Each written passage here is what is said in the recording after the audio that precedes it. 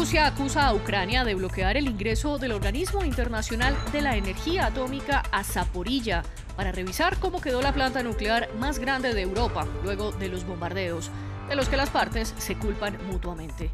Kiev responde que esto es un total despropósito y que quiere que el organismo vaya a la central. Israel reabre parcialmente los accesos a la Franja de Gaza una semana después de haberlos bloqueado. El ingreso de combustible permitió que se reactivara la planta de energía. Esto ocurre horas después de que los israelíes y la Yihad Islámica Palestina pactaran un cese al fuego luego de 3 días de bombardeos. Y un tercer tanque de combustible se incendió en la provincia cubana de Matanzas. El fuego, que comenzó el viernes, se propagó en la noche del domingo y hoy la presidencia del país afirma que la infraestructura colapsó. Bienvenidos a las noticias de France 24. Yo soy María Clara Calle y es un placer acompañarlos. Comenzamos con noticias de la guerra en Ucrania. Moscú y Kiev se acusan mutuamente de no permitir el ingreso del Organismo Internacional de la Energía Atómica a Zaporilla. Esto para revisar cómo quedó la planta nuclear más grande de Europa después de los bombardeos de este fin de semana. Rusia afirma que quiere que el OIEA visite la central que está bajo su poder, pero que los ucranianos lo bloquean. El embajador de Ucrania ante el organismo rechazó las alegaciones, diciendo que son un total despropósito. Las versiones encontradas también han sido sobre quienes están atacando la planta atómica. Estas imágenes publicadas por el Ministerio de Defensa ruso muestran los cráteres de los proyectiles y los escombros alrededor de la central nuclear de Zaporilla, después de que el sitio fuera atacado durante el fin de semana. Rusia y Ucrania se han responsabilizado mutuamente por el bombardeo a la instalación. Las autoridades respaldadas por Moscú alegan que las fuerzas ucranianas atacaron el lugar con un lanzacohetes múltiple, dañando las líneas eléctricas y una tubería de agua. Kiev, por su parte, dice que los bombardeos rusos dañaron 3 sensores de radiación e hirieron a un empleado de la planta. El presidente de Ucrania pidió a la comunidad internacional que responda con sanciones al sector nuclear ruso. Ninguna nación del mundo puede sentirse segura cuando un estado terrorista dispara contra una central nuclear. Dios no lo quiera, si ocurre algo irreparable, nadie detendrá el viento que propagará la contaminación radiactiva. El mayor complejo de energía nuclear de Europa está bajo control ruso desde marzo, pero sigue siendo operado por técnicos ucranianos. El Organismo Internacional de Energía Atómica afirma que los ataques a la central ponen de manifiesto un riesgo muy real de catástrofe nuclear.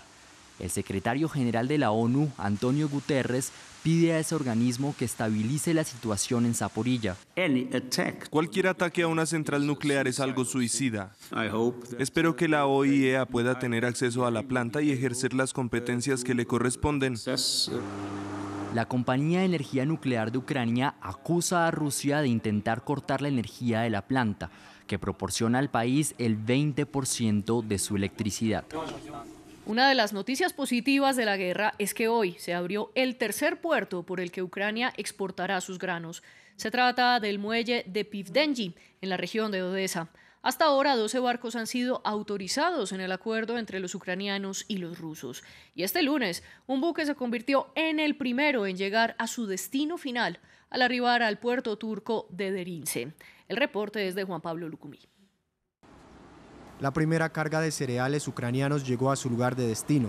3 días de haber zarpado, el transportador de granos por la NET arribó al norte de Turquía con 12.000 toneladas de maíz, convirtiéndose en la primera entrega efectiva desde que el mes pasado se firmó el acuerdo que busca desbloquear las más de 20 millones de toneladas de cereales que se acumularon en los puertos de Ucrania desde la invasión rusa. Este lunes también zarparon otros 2 barcos desde puertos de la región de Odesa con destino a Italia y Turquía con 11.000 toneladas de soja y más de 48.000 toneladas de maíz. En una ruta por el Mar Negro que el capitán de uno de los barcos ha calificado como desafiante y peligrosa. Hubo 17 tramos hasta la llegada a Estambul, de corto, medio y largo alcance. Estas eran, por supuesto, áreas peligrosas, corredores que habían sido despejados, desminados. Dejamos zonas de riesgo a medida que nos acercábamos a las aguas territoriales rumanas. En un revés para toda la operación de entrega de alimentos, este lunes el comprador libanés rechazó el cargamento del barco Razoni, que salió desde Ucrania el 1 de agosto debido al retraso en la entrega de la mercancía. Según la embajada ucraniana en Beirut, el vendedor ahora busca un nuevo interesado en la compra de grano dentro o fuera del Líbano, mientras que la administración militar de Odessa dio a conocer el inicio del funcionamiento del tercer gran puerto de la región, el Pivdengi. Lo que Ucrania está haciendo hoy es salvar al mundo del hambre. Entonces vemos como hoy el enemigo, la Federación Rusa, cumple los acuerdos alcanzados con Turquía y la ONU, es decir, con la Organización de los Países Garantes. La guerra provocó una crisis alimentaria que afectó sobre todo a países de Oriente Medio y África. En tiempos de paz, Ucrania exportaba hasta 6 millones de toneladas de cereales al mes en las costas del Mar Negro y el Mar de Azov. Luego de una semana de bloqueos por parte de Israel, las autoridades de este país comenzaron a reabrir parcialmente los cruces hacia la Franja de Gaza. Los israelíes permiten por ahora únicamente los suministros de necesidades humanitarias y así llegaron los primeros camiones de combustibles con los que se reinició la única planta energética del enclave. Esto es un efecto de la tregua que pactaron Israel y la Yihad Islámica Palestina el domingo, con la mediación de Egipto. Según el Ministerio de Sanidad palestino, el enfrentamiento de 3 días dejó 44 fallecidos, incluidos 15 niños. Es el primer día de tregua. Después de 3 días de hostilidades, la Yihad Islámica Palestina e Israel cesaron sus ataques en una negociación mediada por Egipto. Según el ejército israelí, el último ataque se registró media hora antes de la medianoche del domingo. Naciones Unidas y Egipto pidieron respetar el alto el fuego, pero el grupo yihadista aseguró que se reserva el derecho a responder cualquier nueva agresión. El enemigo pretendía acabar con la yihad islámica, pero no lo hicimos. Por el contrario, logramos algo y forzamos las condiciones por las que comenzamos la batalla con el enemigo. Israel se comprometió a liberar a nuestros prisioneros. Con un regreso lento a la normalidad, los habitantes en Gaza agradecieron por un amanecer sin bombardeos. Mientras entre escombros se contabiliza el saldo de muertos y heridos que dejó el enfrentamiento más mortífero desde la guerra de 11 días del año pasado. Recibimos la noticia del alto el fuego con alegría y felicidad. Volvimos a nuestro trabajo, no queríamos más derramamiento de sangre y gracias a Dios volvimos a nuestro trabajo y abrimos las puertas de nuestras tiendas. La frontera entre Israel y la Franja de Gaza está nuevamente abierta.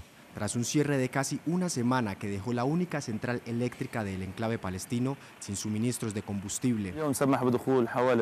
30 camiones en este momento es una cantidad suficiente y en los próximos días esperamos aproximadamente el mismo número de vehículos para llenar el vacío. El conflicto inició con un ataque preventivo de Israel en el que murieron los principales líderes de la yihad islámica, considerados terroristas por la nación judía, Estados Unidos y la Unión Europea. En la última semana, 40 miembros del grupo islamista han sido detenidos por las fuerzas israelíes en Cisjordania. Hablemos ahora de América. En Cuba aumentan los incendios en el almacenamiento de combustible en la provincia de Matanzas. Hoy el tercero de 8 tanques de petróleo colapsó, según la presidencia cubana. El viernes un rayo cayó en una de las instalaciones y esto provocó el incendio inicial, que luego pasó a un segundo depósito. Y en la noche del domingo el fuego rodeó el tercer tanque. Aunque las autoridades intentaron mantenerlo frío con el agua del mar, finalmente las llamas llegaron hasta allí. El accidente ha dejado un muerto y 125 heridos, de los cuales 24 siguen hospitalizados. Escuchemos a Mario Sabines, el gobernador de Matanzas. Ahora con un poco más de claridad podemos explicar que efectivamente el riesgo que habíamos anunciado ocurrió y el incendio que había en el segundo tanque comprometió entonces el tercer tanque que ahora está incendiado de la manera que se había visto anteriormente, funcionando como un pebetero olímpico, como un fogón. Esa es la situación que había anoche, muy compleja, con 3 tanques encendidos, porque además volvió a verter combustible en el uno, funciona entonces también como otro fogón más que está ahí, de grandes dimensiones, por supuesto. Y el presidente de Colombia, Gustavo Petro, dio inicio a su mandato con una multitudinaria toma de posesión. Tras el final del periodo presidencial del derechista Iván Duque, Petro presentó las bases de lo que será su gobierno, enfocado en la búsqueda de la paz total, la igualdad y la defensa del medio ambiente. Marta Moya tiene los detalles.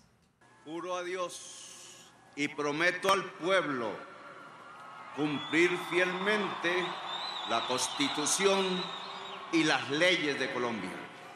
El centro de Bogotá se vistió de gala para recibir a su nuevo equipo de gobierno. Gustavo Petro y Francia Márquez, la vicepresidenta, juramentaron el cargo en una plaza de Bolívar abarrotada, donde se congregaron miles de sus fieles y personalidades políticas y diplomáticas. En su primer discurso como presidente, Petro hizo alusión a su compromiso más firme y decidido: la paz. La paz es el sentido de mi vida, es la esperanza de Colombia. No podemos fallarle a la sociedad colombiana. Los muertos se lo merecen, los vivos lo necesitan. La vida debe ser la base de la paz, una vida justa y segura, una vida para vivir sabroso, para vivir feliz, para que la dicha y el progreso sean nuestra identidad.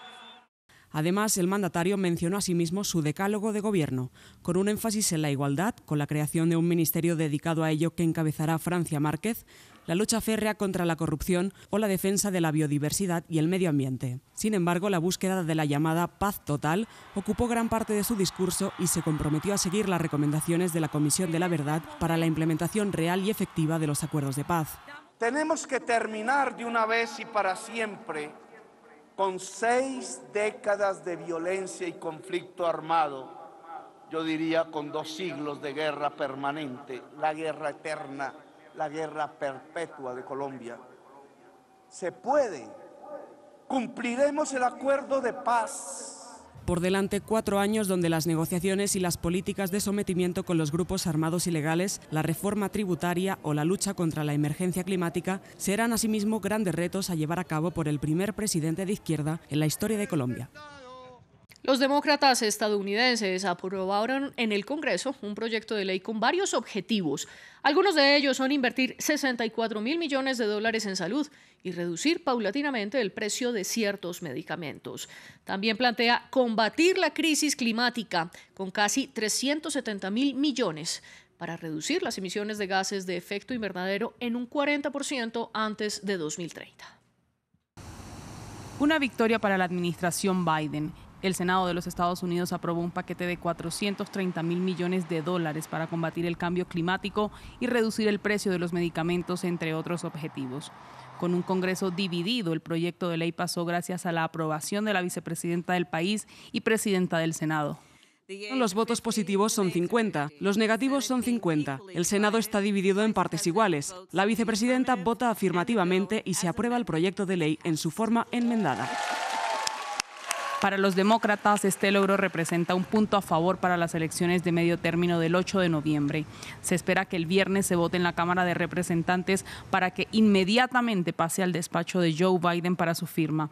El mandatario no tardó en reaccionar. Hoy los demócratas del Senado votaron para reducir el costo de los medicamentos recetados, el seguro de la salud y la energía, al tiempo que reducen el déficit y hacen que las corporaciones más ricas paguen su parte justa. El líder de la minoría republicana, Mitch McConnell, criticó el proyecto. Los demócratas han demostrado una y otra vez que simplemente no les importan las prioridades de la familia de clase media. Solo el 18% de los estadounidenses están contentos con esta economía dirigida por demócratas. La legislación ayudará a Estados Unidos a cumplir su promesa de reducir a la mitad la emisión de gases de efecto invernadero para el 2030 y reducirá los costos de los medicamentos para el gobierno, los empleadores y los pacientes. Comenzó el Ashura, la ceremonia religiosa más importante de los musulmanes chiitas. En ella conmemoran la muerte del imán Hussein, el nieto de Mahoma, hace más de 1300 años. En Irán, los creyentes asistieron a un masivo ritual de luto. Las personas se golpeaban el pecho y los hombros con las manos o con cadenas para expresar el dolor de la muerte de Hussein. También hubo flagelaciones públicas masivas en Afganistán, donde los chiitas salieron a pesar de que el Estado Islámico atacó a una fracción de estos musulmanes la semana pasada. Y en Irak, la conmemoración no se hizo en lugares religiosos como es usual, sino en la zona verde de Bagdad, tomada por manifestantes. Hussein fue asesinado junto con 72 amigos y familiares en la batalla de Karbala, en el actual Irak. Así despedimos las noticias. Los invitamos a que sigan conectados con nosotros para más actualidad internacional.